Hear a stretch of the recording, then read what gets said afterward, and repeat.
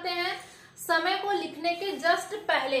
तो हमें generally confusion होता है कि भाई टाइम तो लिख रहे हैं कि मॉर्निंग है, इवनिंग है, 5 इयर्स है, 3 मंथ है, लेकिन उससे पहले हमको सिंस लगाना है या फॉर लगाना है। तो चलिए उस कंफ्यूजन को दूर करते हैं।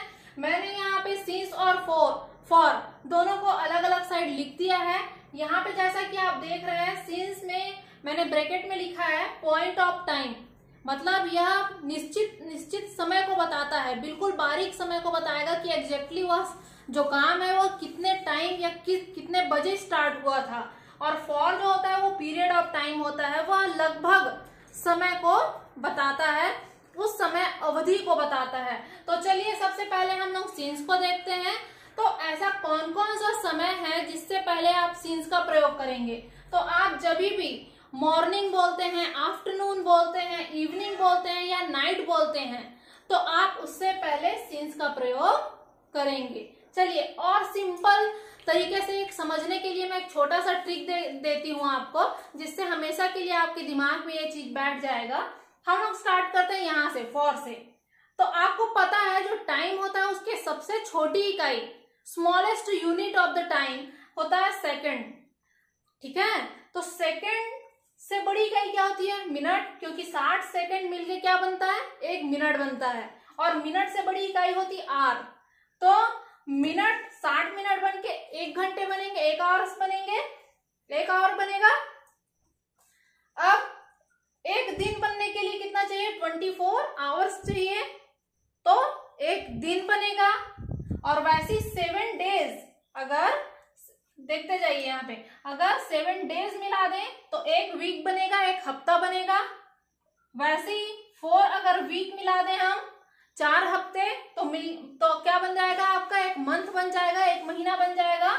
और वैसे ही 12 मंथ, ये मिलके क्या बनाएंगे, 12 मंथ मिलके 1 ईयर बनाएगा, 1 साल का निर्माण करेगा। तो इसे याद करना बहुत आसान हो जाता है। सेकंड, सेकंड से बड़ी इकाई होती है मिनट, मिनट से बड़ी इकाई होती है आवर, आवर से बड़ी इकाई होती है डे, डे से बड़ी इकाई होती है वीक, वीक से बड़ी इकाई होती है मंथ, और मंथ से बड़ी इकाई ईयर। सेकंड, मिनट, घंटे, दिन, हफ्ते, महीने और साल। ठीक है, तो अब हम क्या करते हैं, कभी भी आपको कोई टाइम पीरियड मिलेगा तो उसमें जनरली लिखा होगा कि भाई वो जो काम कर रहा है वो पिछले 20 सेकंड से कर रहा है, या 15 मिनट हो गया उसको काम करते, या 7 घंटे से वो काम कर रहा है, या उसको 5 दिन हो गए हैं, या 15 हफ्ते हो गए हैं, या 3 महीने हो गए हैं, या वो इस घर में रह रहा है तो उसको रहते 5 साल हो गए हैं, जैसा हमने एग्जाम्पल में देखा था। तो आपको जनरली क्या मिलता है कि जो भी है second, minute, hour, day, week, month and year, उससे पहले आपको कुछ ना कुछ डिजिट आपको देखने को मिलेगा। तो ऐसा आपको कुछ दिखाई देता है, ठीक है, तो आपको क्या करना है, उसके साथ फॉर का प्रयोग करना है। अब इधर देखते हैं इस साइड, सिंस किसके किसके साथ प्रयोग करना है। तो आप या तो मॉर्निंग, आफ्टरनून, इवनिंग और नाइट, मॉर्निंग, आफ्टरनून मैंने नहीं लिखा है, वो भी आएगा, इवनिंग और नाइट, इन सब के साथ हम किसका प्रयोग करते हैं, सिंस का प्रयोग करते हैं। अब यहीं से हम लोग समझते हैं, ठीक है, आवर 1 घंटे, है ना। तो आप बोलोगे, या बोल सकते हो राम 7 घंटे से काम कर रहा है, Ram has been working for 7 hours. या आप क्या बोल सकते हैं, अगर आपको सिंस लगाना तो आप एग्जैक्टली उस टाइम को बताओगे कि राम कितने बजे काम करना स्टार्ट किया था। तो 3 बजे स्टार्ट किया था या 7 बजे स्टार्ट किया था। तो जहां पे यहाँ पे आवर लिखा है वही उसके जस्ट सामने ये क्या कर रहा है, जो सिंस होता है वो एग्जैक्ट समय को बताता है कि भाई वो 3 बजे ही काम को शुरू किया था या 7 बजे काम को शुरू किया है, और ये लगभग बताता है कि भाई उसको काम करते हुए 7 घंटे हो गए या 5 घंटे हो गए। ठीक है, नेक्स्ट देखते हैं हम डे।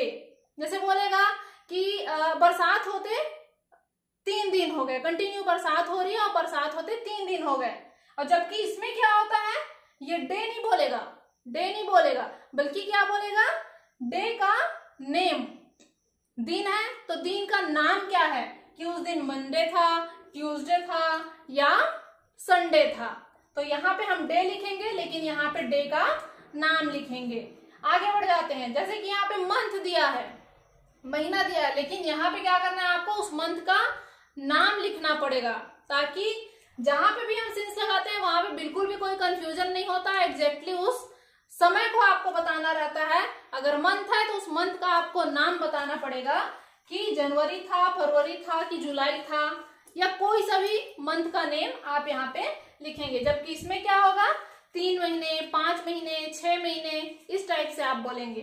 फिर देखते हैं, इसमें लिखा है 5 ईयर्स, 5 साल, 6 साल, 10 साल, ऐसा होगा। जबकि जब आप सीन्स लिखेंगे तो इसमें क्या हो जाता है, एग्जैक्टली आपको बताना पड़ेगा कि वो साल कौन सा था, 2018 था कि 2019 था या 2020 था। मेरे ख्याल से आप इसे बिल्कुल समझ गए होंगे। एक बार शॉर्ट में मैं एक्सप्लेन कर देती हूँ आपको याद करने के लिए। छोटा सा ट्रिक है कि भाई आप फॉर किसके किसके साथ लगाएंगे, तो आप रिकॉल करिएगा कि भाई सबसे छोटी इकाई सेकंड होती है, उससे बड़ी इकाई मिनट, फिर आवर, फिर डे, फिर वीक, फिर मंथ और फिर ईयर। और सबके सामने कुछ ना कुछ आपको डिजिट दिखाई देगा। अगर इस टाइप का आता है तो इन सबके साथ हमको क्या लगाना है, फॉर लगाना है। क्यों? क्योंकि ये पीरियड ऑफ टाइम होता है। और जबकि सिंस किसके साथ लगाएंगे, बिल्कुल एग्जैक्ट निश्चित समय जब आपको बताया जाएगा, पॉइंट ऑफ टाइम, तब आप वहां पे सिंस का प्रयोग करेंगे। जैसे किसी भी एक पहर का नाम बताएंगे कि वो सुबह था, दोपहर था, शाम था या रात था, या आप बताएंगे कि एग्जैक्टली कितने बजे वो काम शुरू हुआ है, 5 बजा था, 3 बजा था कि 7 बजा था। अगर आप दिन बताने वाले हो, 3 दिन 4 दिन नहीं बोलोगे, आप उस दिन का नाम बताएंगे कि मंडे था, ट्यूसडे था या संडे था। अगर आपको मंथ बताना है तो उस मंथ का नेम यहाँ पे आपको लिखना पड़ेगा कि कौन सा महीना था, मार्च था, जनवरी था, फरवरी था, कि कौन सा महीना था। अगर ईयर आपको लिखना है तो ईयर भी आप कैसे लिखेंगे, बताना पड़ेगा कि 1990 था, कि 1995 था, कि 2018 था, कि 2020 था। जबकि इसमें क्या हो रहा है, आप बता रहे हो कि भाई 6 साल हो गया, कि 5 साल हो गया, कि 10 साल हो गया। तो ये इन दोनों में मेरे ख्याल से जो डिफरेंस है वो आपको बिल्कुल क्लियरली समझ में आ गया होगा, और आपको पता चल गया होगा कि आपको किसके सामने, कौन से टाइम के सामने आपको सिंस लगाना है और कहाँ पे आपको फॉर का प्रयोग करना है।